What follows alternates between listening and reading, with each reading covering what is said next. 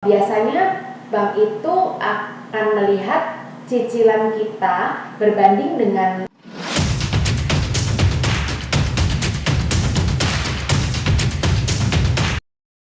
Halo teman-teman semuanya, welcome back to 3 Minutes Property Talk with LG Joker Arta. Kembali bersama saya, Mira Krisnanda sebagai Marketing Communication dari LG Joker Arta. Dan hari ini saya bersama dengan Reta dari LG Joker Arta. Nah, Bu Reta, kita tuh minggu lalu punya utang loh sama teman-teman. Ya, betul sekali. Kita punya utang untuk membahas soal tips-tips supaya KPR kamu dapat diterima oleh bank. Oke, Bu, kita mulai dari yang pertama tuh, Bu. Apa tuh, Bu? Tips yang pertama adalah kita lolos BI checking. Itu harus, karena itu adalah pintu utama. BI checking itu menyangkut dengan misalnya kita punya kredit macet atau kita punya kredit card macet. Nah, itu akan terdeteksi di BI checking. Berarti kewajiban harus lunas semuanya harus bersih intinya. Itu yang tips yang pertama. Tips yang kedua adalah data penghasilan kita. Jadi kita harus tahu bahwa biasanya bank itu akan melihat cicilan kita berbanding dengan penghasilan itu adalah sepertiga atau 3 kali dari cicilan. Oke, gitu.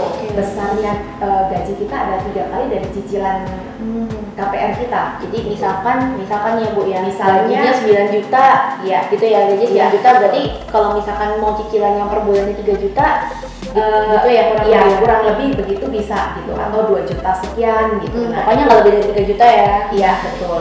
Itu tips yang kedua. Tips yang ketiga adalah data rekening kita, itu baik rekening tabungan atau rekening koran, intinya rekening koran lah, itu harus baik. Seperti misalnya kalau kita karyawan, itu kan ada tunjangan-tunjangan lain ya di luar gaji.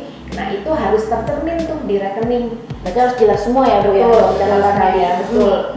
Nah, untuk yang keempat adalah untuk kepemilikan properti yang akan di KPR-kan, itu semuanya harus jelas. Misalnya sertifikatnya, entah itu SHM, entah itu HGB atau apapun, harus dalam kondisi yang masih berjalan. Jadi tidak HGB misalnya itu sudah berakhir HGB-nya, nah itu tidak bisa, jadi harus diperpanjang dulu. Nah, untuk itu kita harus tahu sertifikatnya harus lengkap, sertifikat maupun IMB maupun PBB semua harus lengkap lah intinya untuk kepemilikannya. Betul. Oke, Bu, sedikit buat teman-teman yang mungkin bertanya ya. Tadi kan kita udah bahas penghasilan dari sisi karyawan. Kalau dia itu pengusaha gimana, Bu? Kalau pengusaha sama aja, nanti kita harus tercermin di dalam rekening koran. Kan tercermin tuh misalnya penjualan atau penghasilan, misalnya toko ya, dia dagang toko. Nah, itu kan tercermin tuh untuk keluar masuk dananya, untuk semuanya. Bank akan punya satu penilaian tersendiri untuk karyawan bagaimana, pengusaha bagaimana. Yang jelas track recordnya semua harus jelas ya, harus jelas dan tercermin. Oke teman-teman, sekian tips yang bisa dikasihkan oleh Bu Reta ya Bu ya mengenai pengajuan KPR. Semoga video ini dapat membantu kamu yang sedang memiliki rencana untuk membeli rumah melalui KPR. Dan juga buat teman-teman yang sedang melakukan pengajuan KPR, semoga prosesnya lancar dan dapat diterima ya teman-teman. Subscribe juga ya ke channel kita di LG Joker Arta, karena kita setiap hari Jumat jam 5 sore akan menayangkan talk show yang sama, 3 Minutes Property Talk with LG Joker Arta, dengan personil yang berbeda-beda dan topik yang berbeda-beda pula. Jadi selain Bu Reta, nanti akan ada ketemu orang-orang lain nih. Nah, terus Bu, kalau kita mau ketemu Bu Reta, kapan lagi nih Bu? Kasih tahu nggak ya? Wah, orang sibuk nih. Follow Instagram kita juga ya di @ljokerarta, karena kita setiap harinya menayangkan konten-konten properti yang menarik buat kamu.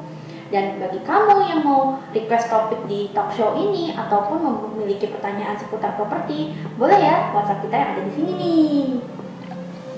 Oke teman-teman, see you on the next episode ya. Bye bye.